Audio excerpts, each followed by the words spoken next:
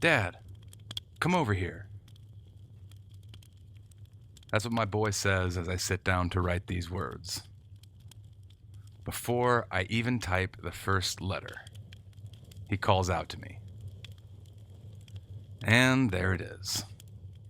I've got my answer. I don't need to write any words about fathers and sons. My 6-year-old boy says, "Come near."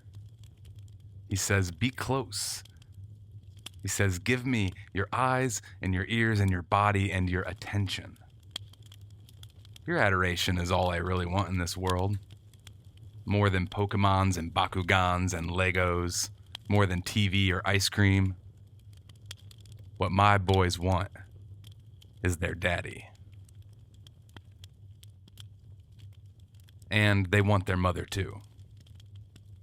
But I can't speak to that as well as I can speak to a boy's desire for his dad. And so, this is my work, to bring my fullest self to them, especially in these formative years. Now, I can tell you about my failures. I can narrate my flaws, and I can show you all my scars. Easily. But how will my boys know how true and good and beautiful they are if I do not first know those things about myself? Aren't I their template for manhood?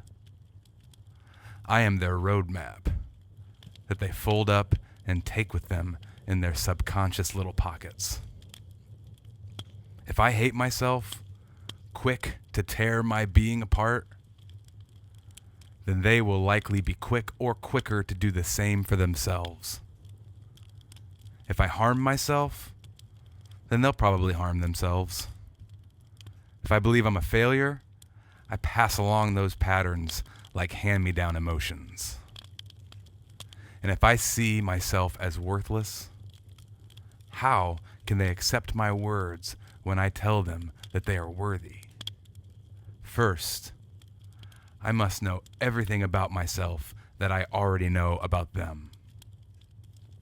And then maybe, hopefully, they will believe me and embody it.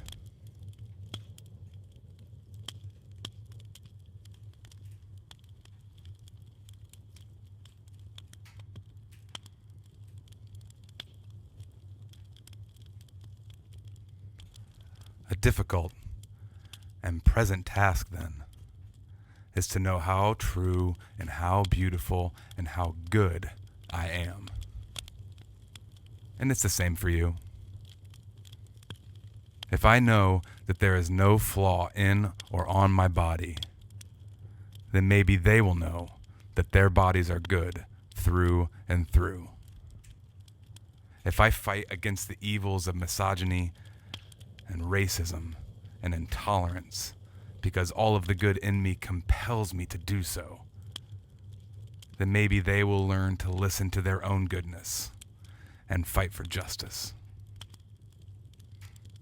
And maybe more difficult, there is the task for them to learn from my failures, which, one, they're going to do no matter what, because that's what sons do. And two, it's going to be hard for them and for me. So then the question I have to ask myself is this: will I hide my failures or expose them?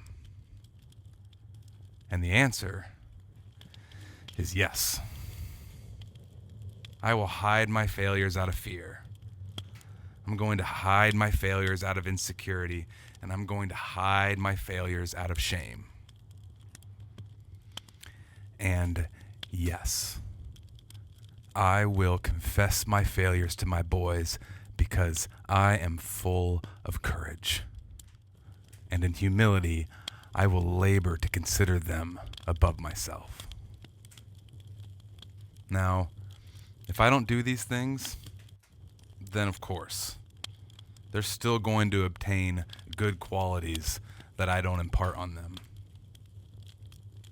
But I'm not putting all my chips in on a passive hope that they will grow into being good men without my own gumption.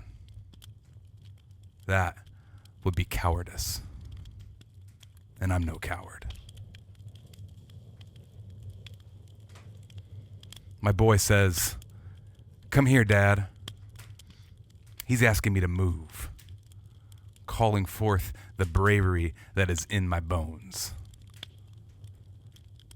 So today, let me tell you, I'm on the move.